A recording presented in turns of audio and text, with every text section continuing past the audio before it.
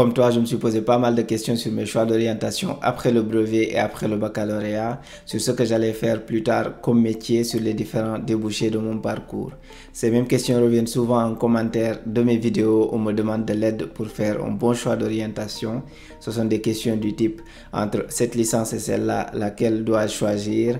Est-ce qu'avec un bac littéraire, on peut être architecte? Ce sont des questions qui nécessitent une réponse personnalisée mais que tout le monde se pose à un moment donné. J'ai donc décidé de faire une vidéo pour répondre à tout le monde et c'est le type de vidéo que j'aurais bien aimé avoir il y a quelques années quand je me posais les mêmes questions. Dans un premier temps, je vais te parler de mon parcours et des difficultés rencontrées et tu verras que tout le monde rencontre les mêmes problèmes à peu près, tout le monde se pose les mêmes questions. Ensuite, je vais te donner 3 conseils d'orientation qui te seront utiles. Enfin, je vais te partager une solution qui te permettra d'avoir de la visibilité sur les différentes options de poursuite d'études ainsi que les différents métiers pour chaque parcours et t'éviter de faire des choix par défaut. Bonjour, c'est Mamadou, bienvenue dans cette nouvelle vidéo. S'il y a bien un sujet qui me rendait anxieux pendant mes études, c'était le fait de choisir un domaine qui allait me fermer d'autres portes, car tout simplement je ne savais pas quoi faire. Pour ma part, le questionnement a commencé après le brevet car je n'avais pas beaucoup d'options dans le seul lycée public de ma ville. Il n'y avait que 2 parcours, littéraires ou scientifiques, alors que mon rêve à ce moment-là, c'était de faire des études en gestion niveau lycée, même si je ne connaissais pas les différents débouchés de ce parcours. Étant donné que je n'étais pas bon en mathématiques, la seule voie qui s'offrait à moi, c'était le parcours littéraire, même si je m'en sortais très bien en physique, chimie et en sciences de la vie. Il fallait donc que je me trouve un intérêt pour le parcours littéraire et que je découvre les différents débouchés de ce parcours. J'ai donc opté pour le parcours littéraire et à ce moment-là, des gens de mon entourage ont commencé à me dire « Tu ne réussiras pas ta vie, le parcours littéraire ne sert à rien, il n'y a pas de perspective professionnelle dans ce parcours ».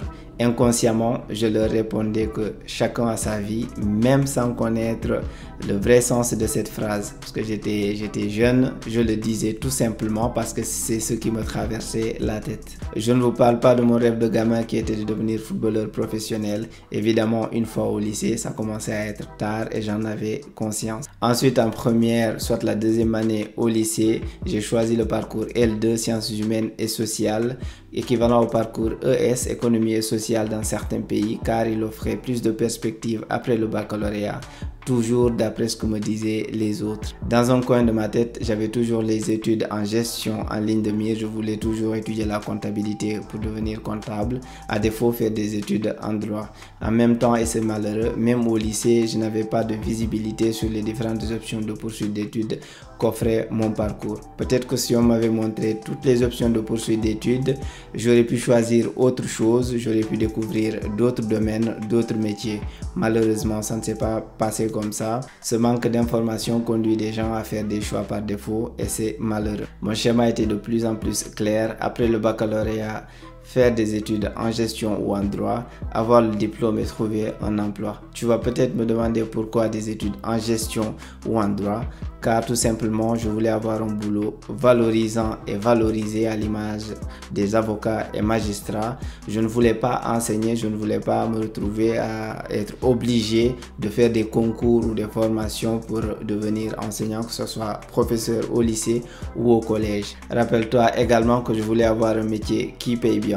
De façon générale, en Afrique, ce n'est pas la passion qui prime, il faut aller vers les métiers qui permettent de payer le loyer et de remplir le frigo.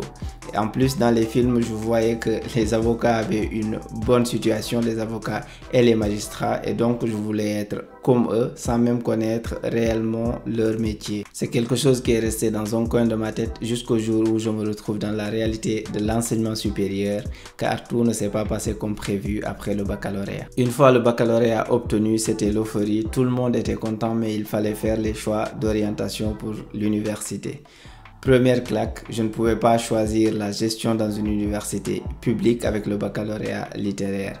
Grosse déception qui remettait en question tous mes plans. La seule option que j'avais pour faire des études en gestion, c'était d'aller dans des écoles de formation privées alors que je n'avais pas les moyens de me les payer. Il fallait quand même faire un choix. J'ai choisi le droit en première position et j'ai remplacé la gestion par la géographie. Je l'ai mis en deuxième position car on m'avait dit que c'était un bon parcours. Et enfin, j'ai choisi le parcours lettres modernes. Deuxième claque, avant la sortie des orientations, je vais visiter la fac de droit et je vois comment les amphithéâtres sont bondés de monde. Et là, je me dis que je ne réussirai jamais si toutefois je suis orienté dans ce parcours.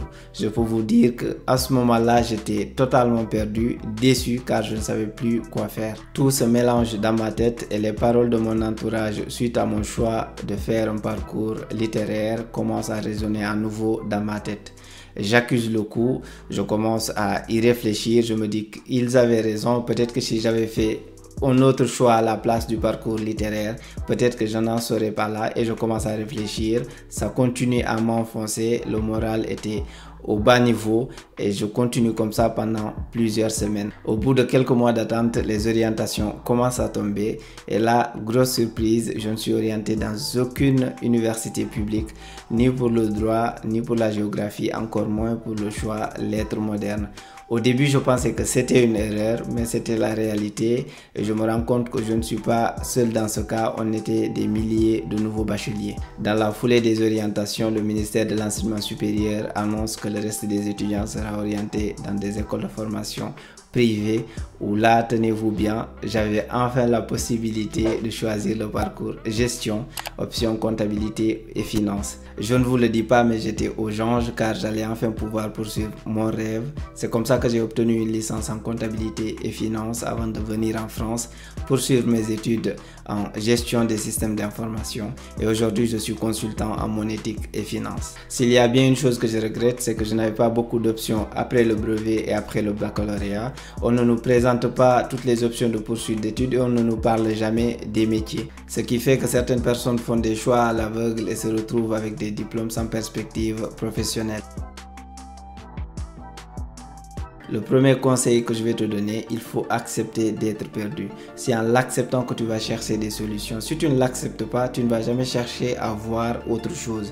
Malheureusement, il y a des gens qui ont peur de dire je ne sais pas quand on leur demande qu'est-ce que tu vas faire plus tard. Alors que ne pas savoir ce que tu vas faire plus tard est la première étape pour trouver ta voie. Bien évidemment, il y a des gens qui sont programmés pour un domaine ou un autre depuis le collège ou le lycée. Pour ma part, ce n'était pas mon cas, j'ai eu du mal à m'orienter. Conseil numéro 2. Tu peux procéder par élimination pour trouver ta voie. Tu peux voir parmi toutes les options que tu as, tu regardes celles que tu n'aimes pas et tu essaies de t'en éloigner.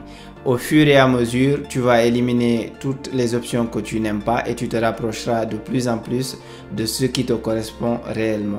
Et ce n'est pas parce que ton entourage dit qu'un parcours est meilleur que l'autre qu'il faut le choisir. Il faut faire ton propre choix. Ton entourage te donne des pistes qui sont rationnelles à leurs yeux, alors que vous n'avez pas la même manière de voir les choses. Tu te connais mieux que ton entourage te connaît. Conseil numéro 3. Fais un choix et assume-le. Vu que j'avais choisi un domaine dans lequel je n'étais pas soutenu ni par ma famille ni par mes proches de façon générale, je me devais de trouver une motivation supplémentaire pour y réussir. Car en cas d'échec, je savais que c'était les premiers qui allaient se précipiter pour me rappeler ce qu'ils avaient déjà dit par le passé. Pour pallier au manque d'informations lors des choix d'orientation, j'ai lancé une application qui s'appelle Guide d'études, disponible gratuitement sur Play Store et Apple Store. Dans cette application, tu trouveras les options de poursuite d'études en fonction de ton parcours au lycée, les différentes spécialisations pour tes études supérieures, ainsi qu'une présentation détaillée des différents métiers. L'application est gratuite et elle est disponible sur Play Store et Apple Store. Je mettrai les liens dans la description. Elle est basée sur le système d'enseignement sénégalais qui est le même dans la plupart des pays de l'Afrique francophone. En synthèse, comprends que les barrières entre les différents parcours sont de moins en moins vraies. On peut être littéraire et travailler dans l'informatique. Comprends que les métiers évoluent, que les besoins du marché de l'emploi évoluent. Il faut faire quelque chose qui apporte de la valeur pour les autres pour bien gagner sa vie. Il faut comprendre la société dans laquelle nous vivons, une société de l'information, et s'y adapter même en étant élève ou étudiant. Les questions sur les choix d'orientation sont légitimes et ne trouvent pas forcément réponse dans une seule vidéo. Le choix d'orientation nécessite une longue réflexion, il faut l'accepter car cela fait partie du processus. N'hésite pas à délaisser les conseils d'orientation des uns et des autres, sois patient mais surtout proactif. Cherche des informations, tu n'es pas perdu, tu es juste au début du processus. Mets-moi un like si la vidéo t'a plu, n'oublie pas de mettre tes questions en commentaire, n'oublie pas de t'abonner, on se dit à très bientôt pour une nouvelle vidéo.